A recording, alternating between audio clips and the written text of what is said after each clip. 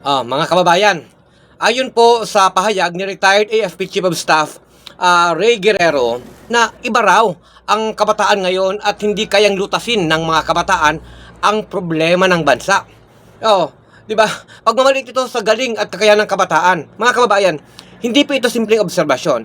Isa itong pagmamaliit, pagdidismiss at pagtatangkang bawasan ang bigat at galing ng tinig ng mga kabataan sa politika at lipunan.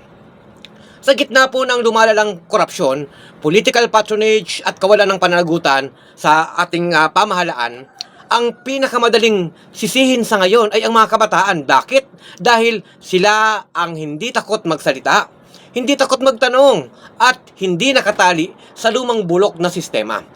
Number one, malinaw po na ang kabataan ay hindi kulang. Ang sistema ang problemado. Sa tono po ni Guerrero ay para bang responsibilidad muna ng mga kabataan na magpakabait bago sila magsalita. Pero ang tanong, bakit ba laging kabataan ang dapat patunayan ang morality? Pero ang mga nasa kapangyarihan, kahit garapal na ang korupsyon at abuso, ay hindi kailanman pinapanagot. Ang mga kabataan po ngayon ay exposed sa information, marunong mag-analisa, may historical awareness, at hindi natatakot i-call out ang mga mali. Ang katangiang hindi lamang personal improvement ang ninalaman, kundi aktibo pong nakikilahok sa bayan. Pangalawa, walang pinagkaiba ang kabataan noon, pareho pong may tapang, talino at paninindigan. Kung babalikan po natin ang kasaysayan, ang Diliman Commune, First Quarter Storm, anti-dictatorship struggles, sino ba ang nasa unahan? Mga kabataan. At ngayon, sa panahon ng misinformation, political dynasty at abuso, at state-perpetrated corruption, sino ba ang nasa kalsada? Sino ang nasa kampanya? Sino ang nagpa-fact check? Sino ang nasa community organizing? Kabataan pa rin. Katulong ang iba pang mga kababayan ho natin. Hindi totoo na iba ang kabataan ngayon at kabataan noon. Ang totoo, pareho ho silang nagmamahal sa bayan. Gawa ng gusto nilang yakapin na maging makabayan. Pero mas malawak ang access sa information at mas matalas na ang kritikal na pag-iisip. Pangatlo, focus on your sphere influence. Isang napakapamilyar na tahasang panghihikayat na manahimik. Yan po ang gustong mangyari nito ni Guerrero. Ito ang paboritong retorika ng mga nasa kapangyarihan. Improve yourself muna. Huwag munang mangialam. Maghintay kayo ng tamang panahon. Pero bakit?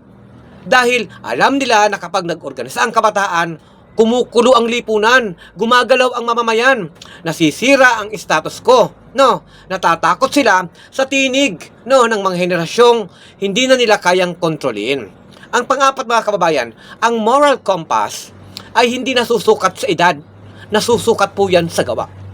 Nakakatawa, sinasabihan ng mga kabataan tungkol sa moral compass, pero tahimik sa mga nakaupong opisyal na sangkot sa bilyon-bilyong anomalya.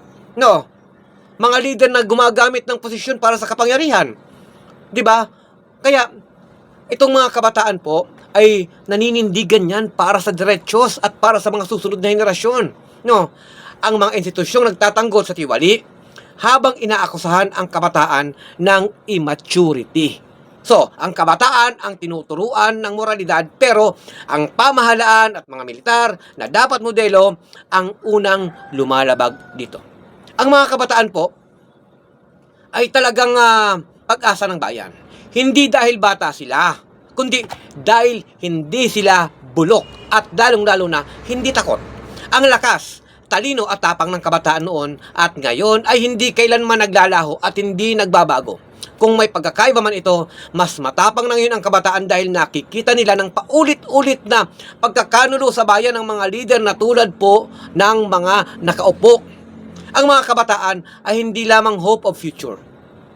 Sila ang galaw ng kasalukuyan, ang boses ng katotohanan, ang bantay laban sa pang-aabuso, ang lakas na hindi kayang patahimikin ng lumang sistema. Kaya, kahit ilang retired general ang magsasabi pa na iba kayo, mga kabataan, malinaw po sa kasaysayan, kapag kumilos ang mga kabataan, nayayanig at gumagalaw ang bayan. Kaya, ang mga kabataan, noon at ngayon, walang pinagkaiba. Ang galing, talino at prinsipyado, naririyan pa rin. Kaya sulong ang mga kabataan, hindi kailanman nagiging pabigat sa bayan.